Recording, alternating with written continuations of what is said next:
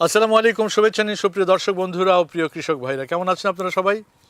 শুরু করছি আপনাদের জন্য অনুষ্ঠান হৃদয় মাটির মানুষ। এই মুহূর্তে দেশের বাইরে যে যেখানে বসে আমাদের আয়োজন দেখছেন, সবাইকে স্বাগত জানাচ্ছি হৃদয় মাটির মানুষের আজকের পর্বে। বিশ্বব্যাপী দীর্ঘ সময় ধরে খাদ্য নিরাপত্তা এই বিষয়টিকে সুসংহত করার জন্য আমরা অধিক শস্যের, অধিক জাতের, অধিক খাদ্যের উৎপাদন করেছি।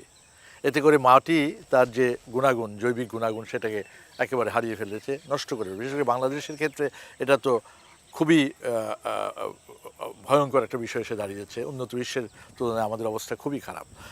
সারা বিশ্বেই পৃথিবীতে এখন জলবায়ু পরিবর্তনগত ইস্যুগুলোতে নিয়ে নানান ধরনের গবেষণা হচ্ছে। জলবায়ুগত কারণে মানুষের কৃষি থেকে শুরু করে পরিবেশ সব কিছুর যে পরিবর্তন হয়ে যাচ্ছে, এটা মানবের জন্য একটা অকল্যাণ হচ্ছে, যে কারণে গবেষণার নতুন নতুন বিষয়গুলো সামনে আসতে শুরু করেছে। আমরা সাম্প্রতিক সময়ে লক্ষ্য করছি বায়োচার নামে একটা নতুন প্রযুক্তি, যেটি এই যে বিগত শত শত বছর ধরে আমরা খাদ্য উৎপাদনের জন্যে জমিতে নানান ধরনের কেমিক্যাল ফার্টিলাইজার থেকে শুরু করে পেস্টিসাইড ব্যবহার করেছি, এতে করে জমি যে তার উর্বরা শক্তি হারিয়ে ফেলেছে, এটাকে ফিরিয়ে আনা। অন্যদিকে কার্বন নিঃসরণ, গাছ কার্বন ছাড়ছে, সেই কার্বন পরিবেশে আসছে, সেই কার্বনকে আবার গাছে ফিরিয়ে দেয়া, মাটিতে দেয়া, এই বিষয়গুলো নিয়ে বায়োমাসের মাধ্যমে একটা নতুন ধরনের ফার্টিলাইজার, বায়ো ফার্টিলাইজার যদি মাটিতে দেয়া হয় এবং যার মধ্যে কার্বন মাটিতেই থাকবে, গাছে থাকবে, আমাদের এই যে পরিবেশের ভেতরে আসতে পারবে না, তাহলে দুটো কাজ হচ্ছে। পরিবেশের ভারসাম্যহীনতার যে বিপর্যয়, সেটা থেকে আমরা রক্ষা পেতে পারবো। অন্যদিকে আমাদের এই যে মাটি অনুর্বর হয়ে গেছে, এই অনুর্বর মাটিকে আবার উর্বর করা, প্রায় আগামী 100 বছরে যদি এই কাজটা হয়, তাহলে আমরা মনে করতে পারছি যে আমাদের পরিবেশের ভারসাম্যহীনতাকে কিছুটা আমরা রক্ষা করতে পারবো। এই জাতীয় কাজগুলো পৃথিবীর দেশে দেশে হচ্ছে। অস্ট্রেলিয়াতে আমাদের এক বাংলাদেশি বিজ্ঞানী, আমাদের পটুয়াখালী বিজ্ঞান প্রযুক্তি বিশ্ববিদ্যালয়ের একজন অধ্যাপক শামীম মিয়া, তিনি কাজ করছেন এবং কাজ করে এসছেন। তিনি কাজ করেছেন নেদারল্যান্ডসের উইগেনিং ইউনিভার্সিটিতে। সেই কাজটি তিনি বাংলাদেশে এসে এখন আমাদের দেশের জন্য করছেন, যার মাধ্যমে আমরা মনে করতে পারি আগামীতে এই কাজটি সফল হলে আমাদের মাটির, জলবায়ুর সর্ববিষয়ে যে আমরা উর্বর একটা দেশ ছিল, উর্বর জলবায়ু ছিল, সেখানে ফিরে আসতে পারবো। এই বিষয় নিয়ে পটুয়াখালী প্রযুক্তি বিজ্ঞান ও প্রযুক্তি বিশ্ববিদ্যালয় থেকে একটি প্রতিবেদন আপনাদের সামনে উপস্থাপন করছি। চলুন ভেতরে যাওয়া যাক।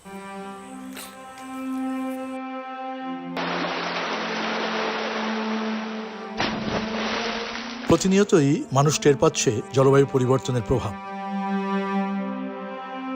চিরচেনা পৃথিবীর ঋতুবৈচিত্র্যে গ্রীষ্ম যেমন হয়ে উঠছে নিদারুণ উত্তাপের, বর্ষায়ও ঠিক মিলছে না কাঙ্ক্ষিত বৃষ্টি। আবার অসময়ের ভারী বৃষ্টিতে দুরূহ হয়ে উঠছে বানভাসী মানুষের জীবন। জলবায়ু পরিবর্তনের ফলে পৃথিবী আক্রান্ত হচ্ছে সাইক্লোন, বন্যা, খরা অথবা লবণাক্ততার মতো নানা দুর্যোগে। এই দুর্যোগের অন্যতম নিয়ামক গ্রিনহাউস গ্যাস।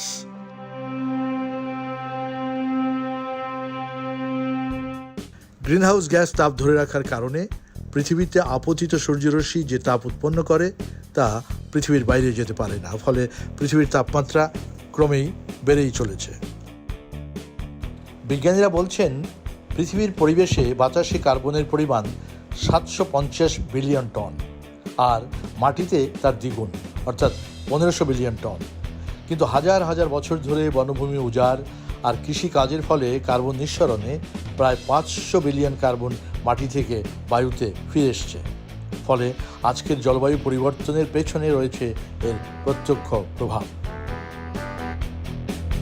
বৈশ্বিক উষ্ণায়নে এই সমস্যা প্রতিরোধ করতেই কৃষিতে এক বৈপ্লবিক সংযোজন হতে পারে বায়োচার প্রযুক্তি, যেটি মাটির গুণগত মান ঠিক রেখে কৃষি কাজে আনে ইতিবাচক পরিবর্তন ও প্রাকৃতিক ভারসাম্য বজায় রেখে পৃথিবীর তাপমাত্রা স্বাভাবিক মাত্রায় আনতে ভূমিকা রাখতে পারে।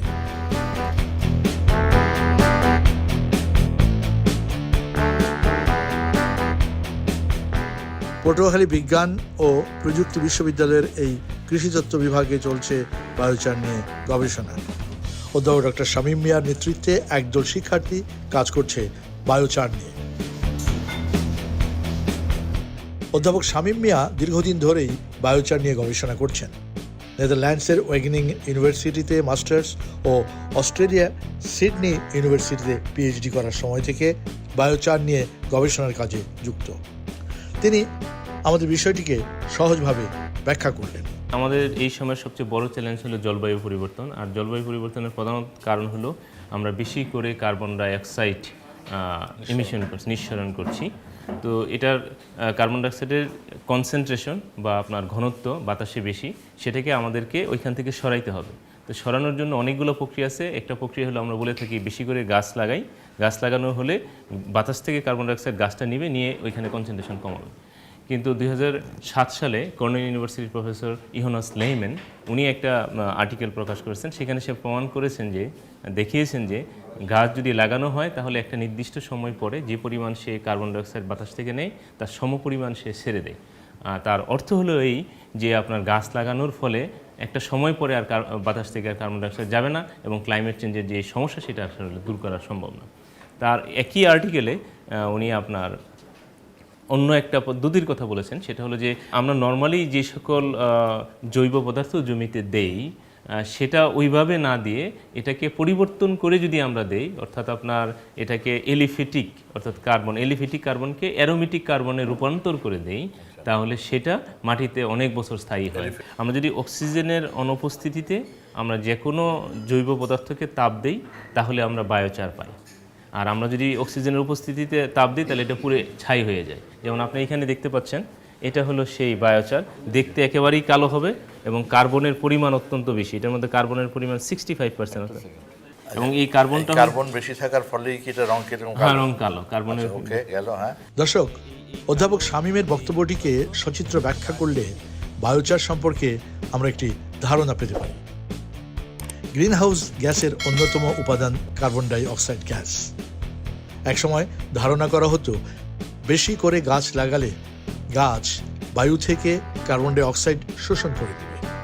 কিন্তু যুক্তরাষ্ট্রের কর্নেল বিশ্ববিদ্যালয়ের গবেষণা বলছে গাছ বায়ুমণ্ডল থেকে যে কার্বন ডাই অক্সাইড গ্রহণ করে একটা নির্দিষ্ট সময় পর তার সমপরিমাণ কার্বন ডাই অক্সাইড বায়ুমণ্ডলে ছেড়ে দেয়। অর্থাৎ শুধু গাছ লাগালেই বৈশ্বিক উষ্ণায়নের সমাধান সম্ভব নয়। প্রশ্ন হচ্ছে, তাহলে কিভাবে বায়ুমণ্ডলে কার্বন ডাই অক্সাইড কমানো যেতে পারে? এই সমস্যা সমাধানে কর্নেল বিশ্ববিদ্যালয় তাদের গবেষণায় একটি বিকল্প প্রস্তাব রেখেছে। তারা বলছেন বায়ুমণ্ডলের কার্বন ডাই অক্সাইড প্রথমে গাছের মধ্যে নিয়ে আসা এবং সেই গাছকে অক্সিজেনের অনুপস্থিতিতে বিশেষভাবে পুড়িয়ে অর্থাৎ পাইরোলাইসিস প্রক্রিয়ায় গাছে থাকা কার্বনকে রূপান্তরিত করে মাটিতে প্রয়োগ করা। এই প্রক্রিয়ায় উৎপাদিত কার্বনকে বলা হচ্ছে বায়োচার। অর্থাৎ বায়োচার হলো বিভিন্ন জৈব পদার্থ যেমন কাঠের গুঁড়ো, জৈব আবর্জনা ইত্যাদিকে অক্সিজেনের অনুপস্থিতিতে তাপ প্রয়োগের মাধ্যমে উৎপাদিত এক ধরনের কয়লা। দর্শক, বায়োচার তৈরির প্রক্রিয়াটি অধ্যাপক শামীম আমাদের দেখালেন। এটা কি? এটা সডাস্ট বা কাঠের গুঁড়া। এটা থেকে আমরা বায়োচার উৎপাদন করব। এটার সাথে আর কি কি মিক্স করেন? এটাই দিয়ে শুধু তৈরি। এটা দিয়ে শুরু? জি। আচ্ছা, তারপর পরের প্রযুক্তিটা হলো এটা আমরা ওই পাশে বড় চেম্বার আছে যেখানে আমরা আগে একটা আগুন তৈরি করি, তার মধ্যে এটা আস্তে আস্তে দেই। দেওয়ার পর কাঠের গুঁড়াগুলো দিতে থাকি। দেওয়ার পরে আপনার দেওয়া যখন শেষ হয় তাহলে এরকম করে ঢেকে দেই এবং তার কিছু ওপেনিং আছে সেগুলো সব বন্ধ করে দিই। আর কোনো অক্সিজেন এখানে যাইতে পারে না। তাহলে এটার মধ্যে আপনার স্লো পাইরোলাইসিস বলে। পাইরোলাইসিসের অর্থ হলো যে নিজেদের তাপে নিজেরা আপনার এই তৈরি হয়, কার্বনটা তৈরি হয়, কার্বনটা পরিবর্তিত হয়। তো সেটাই আলটিমেটলি আমরা বায়োচার বলে থাকি। গবেষকরা বলছেন বায়োচার মাটিতে প্রয়োগ করলে এটি দীর্ঘ সময় প্রায় 100 বছর বা তার অধিক সময় পর্যন্ত মাটিতে থেকে যায়। এটি সাধারণত কার্বন স্থায়িত্বকরণ নামে পরিচিত।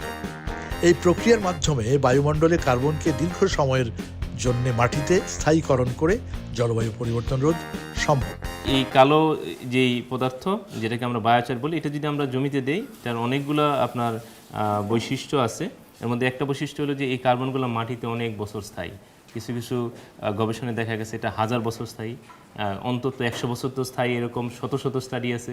আচ্ছা। সুতরাং এটা যদি আমি একবার মাটিতে দেই তাহলে আমি অন্তত 100 বছর থেকে 1000 বছর পর্যন্ত আমাদের যে মাটির কার্বন সেটা থাকবে, এবং মাটির কার্বনের যে কাজ নিউট্রিয়েন্ট ধরে রাখা, তারপরে আপনার হলো গাছের বৃদ্ধিতে সহযোগিতা করা, সেটা এই কাজটা করবে।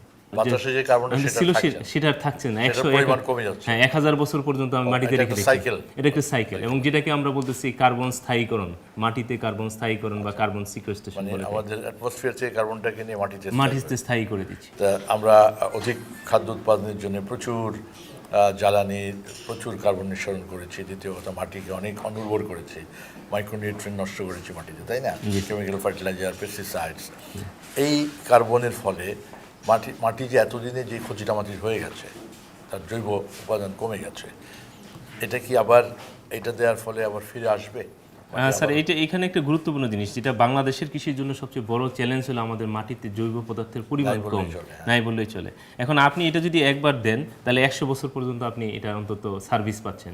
তাহলে আপনি যদি এটা দিন দিন প্রতি বছরে বছরে অল্প অল্প করে প্রয়োগ করতে থাকেন, তাহলে আপনি এটা আসলে দীর্ঘমেয়াদী একটা ইমপ্যাক্ট আমরা পাবো আর কি। মাটিতে বায়োচার প্রয়োগের 3 ধরনের উপকার পাওয়ার কথা বলছেন গবেষকরা। 1.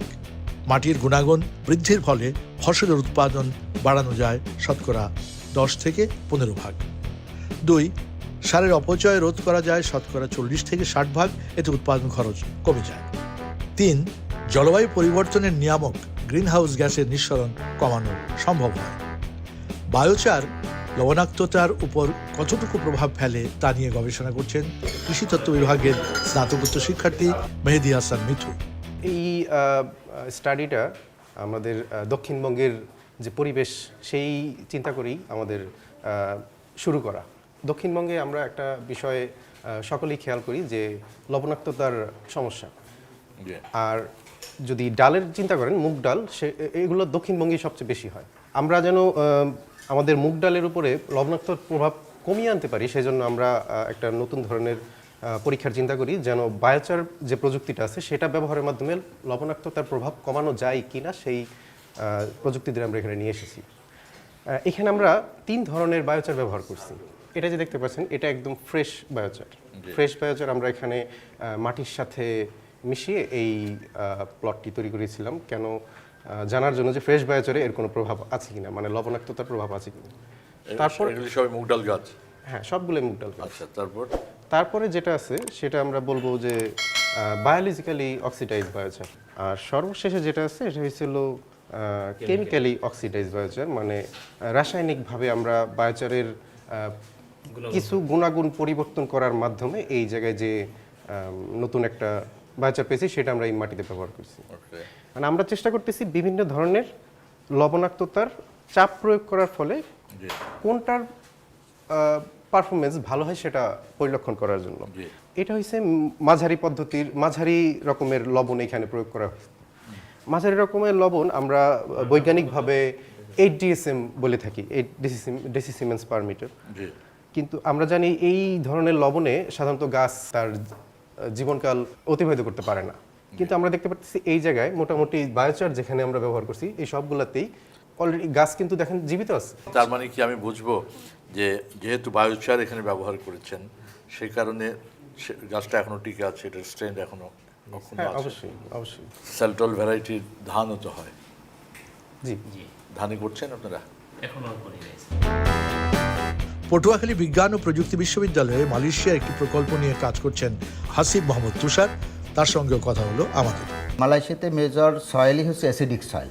তো অ্যাসিডিক সয়েল হওয়ার কারণে এখানে যেটা হয়, মেজের গ্রোথ এবং ডেভেলপমেন্টের যে ফসফরাসটা দরকার হয়, সেই ফসফরাসটা আসলে প্রপারলি পায় না প্লান্ট, মেজ প্লান্ট পায় না, কারণ অ্যাসিডিক সয়েলে বেশ কিছু কেমিক্যাল মেকানিজম রয়েছে, যার কারণে এই ফসফরাসটা ব্যান্ডিং অবস্থায় থাকে।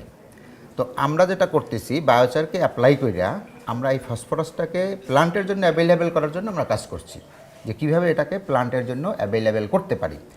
এবং আমাদের এই রিসার্চ প্রপোজালের আলোকেই মালয়েশিয়ান গভর্নমেন্ট এটাকে ফান্ডিং করেছে, এবং তারা আমাদেরকে সাপোর্ট দিচ্ছে, ফাইন্যান্সিয়াল সাপোর্ট দিচ্ছে, এবং তারা টোটাল রিসার্চ সাপোর্ট দিচ্ছে যাতে এটাকে আমরা সুষ্ঠুভাবে ওখানে করতে পারি। বায়োচার এনরিচ বায়োফার্টিলাইজার ডেভেলপ করা হচ্ছে আমাদের টার্গেট, এই যে আমরা আলটিমেট এন্ডটা তো সেটাই, বায়োফার্টিলাইজার বায়োফার্টিলাইজার ডেভেলপ করা, যেটা বায়োচার থেকে ফার্টিলাইজার জি হবে। জি স্যার। হ্যাঁ। এখানে আমরা এই যে আমাদের এগুলো হচ্ছে এই যে অক্সিডাইজড বায়োচার আমরা নিয়ে আসছি কিছু স্যাম্পল আমাদের এই ল্যাবেও কিছু টেস্ট করার জন্য। এটা মালয়েশিয়া থেকেই তৈরি করা।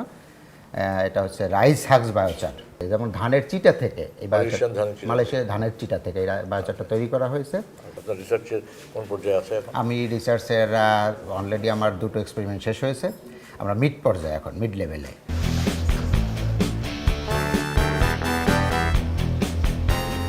কৃষি গবেষণা ইনস্টিটিউটের SM মাহবুবুল আলম 13 ধরনের বায়োচার দেখালেন।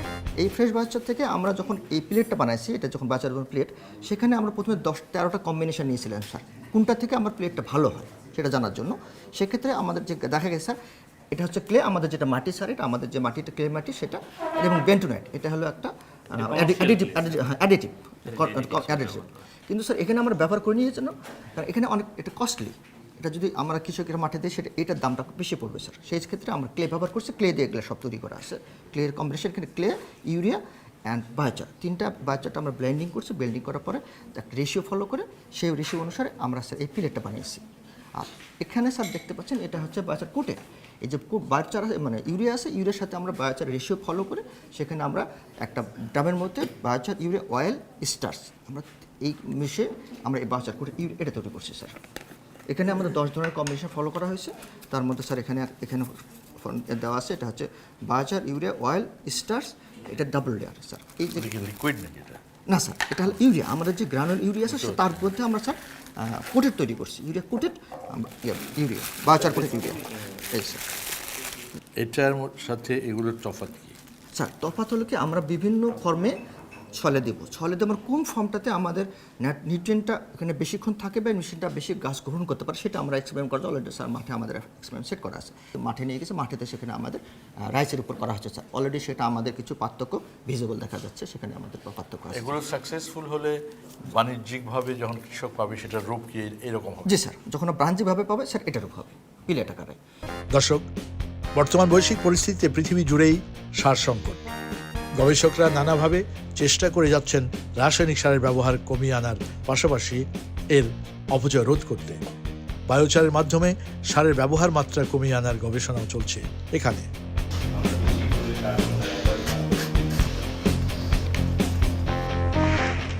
ইটের ভাটার কয়লা থেকে কম খরচে হিউমিক অ্যাসিড তৈরির কাজ করছে এই বিশ্ববিদ্যালয়ের 2 শিক্ষার্থী।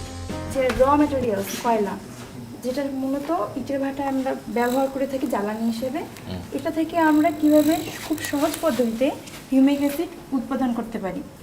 সাধারণত হিউমিক অ্যাসিড আমরা যে বাজারে বিভিন্ন কোম্পানি বিক্রি করছে তার মূল্য প্যাকেট প্রতি 350 টাকার মতো পড়ে, কিন্তু আমরা যদি 8 থেকে 10 টাকা কেজির কয়লা থেকে যদি খুব সহজ পদ্ধতিতে খুব কম মূল্যে হিউমিক অ্যাসিড যদি তৈরি করতে পারি এবং কৃষক পর্যায়ে পৌঁছে দিতে পারি, তাহলে আমাদের কৃষক উপকৃত হবে। সেই উদ্দেশ্য থেকে আমরা হচ্ছে ফার্স্টে কয়লা হচ্ছে গুঁড়ো করে সেখান থেকে বিভিন্ন পদ্ধতির মাধ্যমে আমরা এই যে হিউমিক অ্যাসিড উৎপাদন করেছি।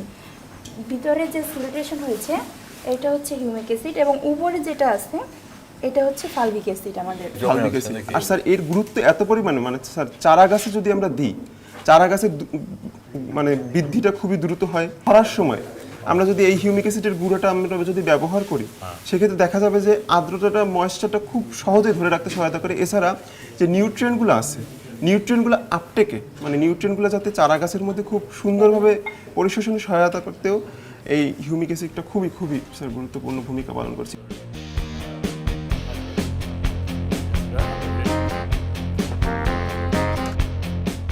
এখানে বায়োচার থেকে কিভাবে বায়ো ফার্টিলাইজার তৈরি করা যায় সে বিষয়ে কাজ করছেন শাহরিয়ার এবং নিশাত। বাংলাদেশের বিভিন্ন জায়গা থেকে রাইজোবিয়াল আমরা কালেক্ট করেছি, রাইজোবিয়াল ব্যাকটেরিয়া। সেই ব্যাকটেরিয়াগুলোকে আমরা আস্তে আস্তে কলোনাইজেশন করেছি, সেগুলো স্ক্রিনিং করেছি পিওর কালচার পাওয়ার জন্য। এর পরবর্তীতে আমরা সেগুলোকে অ্যাপ্লাই করেছি আমাদের পট ট্রায়ালে, ফিল্ড ট্রায়ালে। দেখা গিয়েছে কতগুলো ব্যাকটেরিয়া পারফর্ম করেছে। 33টা নিয়ে আমরা কাজ করেছি, তার মধ্যে 8টা ব্যাকটেরিয়া ভালো পারফর্ম করেছে। এই 8টার মধ্যে থেকে আমরা মেইনলি চেষ্টা করেছি যে যেহেতু এই এলাকার মাটি হচ্ছে স্যালাইন মাটি, তো আমরা চেষ্টা করছি এই স্যালাইন মাটির জন্য যে ব্যাকটেরিয়াগুলো ভালো কাজ করে সেগুলোকে নিয়ে কাজ করা। তো 8টার মধ্যে আমরা যখন স্যালাইনটি প্রয়োগ করেছি পট ট্রায়ালে কিংবা ফিল্ডে, দেখা গিয়েছে মোটামুটি 3 ধরনের ব্যাকটেরিয়া ভালো পারফর্ম করেছে। তো ওই 3টা নিয়েই আমরা স্যালাইন রিলেটেড হচ্ছে বায়োফার্টিলাইজার তৈরি করছি। রিসার্চ কতদিন পরে তোমরা এটা রেজাল্ট পাবে আশা করছো? অলরেডি আমরা প্রসেসিংয়ে আছি, কি পিওর কালচার করছি। তো এই পিওর কালচারটা শেষ হলেই আমরা ফার্টিলাইজার তৈরিতে চলে যাবো। এবার মাঠ পর্যায়ে তাদের গবেষণার ফলাফল দেখার পালা। মাঠে ধানের প্লটে এক এক মাত্রায় এক এক বায়োচার এবং সারের মিশ্রণ প্রয়োগ করা হচ্ছে। এখানে এখন চলছে ফলনের পরিমাণ পরীক্ষা নিরীক্ষা। এটা হলো স্যার শুধুমাত্র ইউরিয়া, তাহলে আমরা ইউরিয়া দিলাম, আর এটা হলো ইউরিয়ার সাথে অন্য একটা বায়োচার সমৃদ্ধ ইউরিয়া। আপনি দুইটার পার্থক্য স্যার এখন দেখতে পাচ্ছেন, এটার ফুল আসছে এবং গাছের হাইট, ফলন বেশি হবে, ফলন বেশি হবে, দেখতেই পাচ্ছেন স্যার।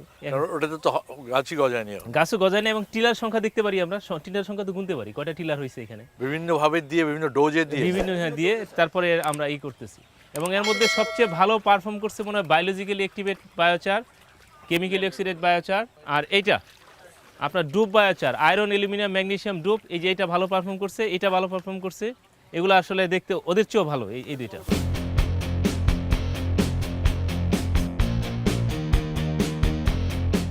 প্রিয় দর্শক, গবেষণায় দেখা গেছে সাধারণ ইউরিয়া সারের তুলনায় বায়োচার সমৃদ্ধ নাইট্রোজেন সার শতকরা 15 থেকে 20 ভাগ বেশি কার্যকর। আমাদের দেশে ফসলের যে নাইট্রোজেন সার ব্যবহার করা হয় তার শতকরা 70 ভাগই বায়ু ও পরিবেশের মাধ্যমে সিস্টেম লস হয়ে যায়। একই সাথে সরকার প্রতি বছর ইউরিয়া সারে হাজার হাজার কোটি টাকার ভর্তুকি দিচ্ছে। এক্ষেত্রে বায়োচার সমৃদ্ধ নাইট্রোজেন সার ব্যবহার যেমন আমাদের অর্থনৈতিক চাপ কমানো সম্ভব, একই সাথে আমদানি নির্ভরতাও অনেকাংশে হ্রাস করা যেতে পারে। জলবায়ু পরিবর্তন মোকাবেলায় এই পদক্ষেপগুলো আমাদেরকে এগিয়ে রাখবে সে বিষয়ে সন্দেহ নেই। সরকারের পাশাপাশি বেসরকারি পর্যায় থেকেও এই গবেষণার উদ্যোগগুলো বিকাশে কার্যকরী পদক্ষেপ নেওয়া অত্যন্ত জরুরি।